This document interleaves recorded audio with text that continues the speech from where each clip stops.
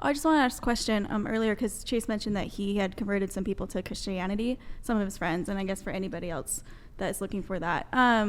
Would it mean more to you if you were to find a woman and convert her, or to find a Christian woman that's already Christian? Do you understand what I'm saying? Yeah, no, that's a good question.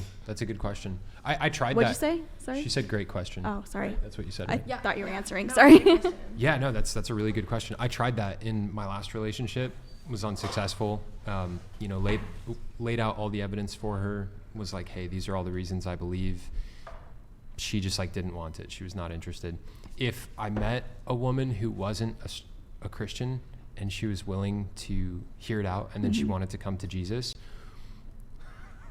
I would have to have a really strong relationship with her, Tatum, in order to like want to marry her, just because I see there's a lot of prophecy coming true around us right now.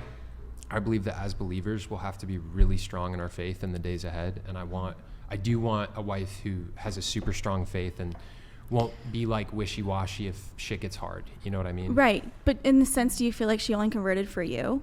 No, she didn't convert. No. But I'm saying, like, if somebody converted, would there be like something in the back of your head that would say, oh, maybe she only converted for me? Yeah. Does she actually believe in this faith? Does she actually believe in these values and everything? There would be questions there, because, if she really likes me, she's obviously going to want to do whatever she can to make it work.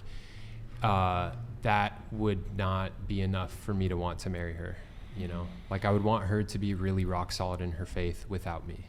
You know what I mean? So basically what you're saying is you're pursuing somebody that's already ideally the same religion, that you don't have to. Okay. Yeah. Tatum, I want a wife that will literally die for her faith in Christ. Right. And that's totally you know fair. what I mean? Totally, and that's hard to find in a new believer, or somebody who's like, I'm just following Jesus because I'm following you, So it was a good question. I've also tried that, like last dated a guy that wasn't, but I was like, okay, he's a good guy. I was younger and a little more immature, but I was like, okay, it'll be fine. Like, he will. But it really didn't. It got to a point where I did not like, and I really believe this, with the feminine masculine, I was like, okay, I want to go to church, or I want to do these things. And he was like, oh, yeah, okay. Like, it wasn't as important to him. And I just some people can get past that. My brother actually is a lot less, like, he would be like, yeah, that could work. For me, it just felt so off. It just did not feel right. And for me to have to direct that, and then I was like, okay, I am marriage minded, and I do not want to be the one that wants my kids in church and he doesn't, or me leading the household. I want none of that. I want the man to lead. So okay. Yeah, I completely agree. My ex-boyfriend, he said he was a Christian, but what I saw from the relationship was that his fruits did not match up, and I felt like he was actually pulling me away from God. So for him to be more on the immature spiritual level, I can't do that. I want my husband to be strong and to be pulling me towards God, or if that, I'd be pulling, like, we'd be going together. Like, look at it as like a triangle, right? God's up Closer here. to the microphone. God's up here at the triangle, and if we're on the sides and I'm moving up, it's just going to pull down. But if we're both moving towards God, that's ultimately what I want. So, yeah, strong man in faith. That's what I'm looking for. Spiritually fit. Question for both of you guys. So obviously, the word tells us that men are called to be the spiritual leaders of the household. It sounds like both of you guys want that. Are you guys also excited to like submit to a husband who's a strong leader in the household? Do you want to answer? You want me to? You can go first. Yes. 100% yes. Am I in church right now? Because, and this I do want to say has changed for me. In college, I had a full ride scholarship. I was like, I want to be, what can I be? Do I want to be a lawyer? Do I want to do whatever? Like, I want to be the boss girl. And it changed a lot for me. My mom was actually, and this is a little off what you're saying with faith, but I think it connects. My mom was a stay-at-home mom, and I used to think that that was not a real job, and that her helping at the home with my dad working wasn't a real job.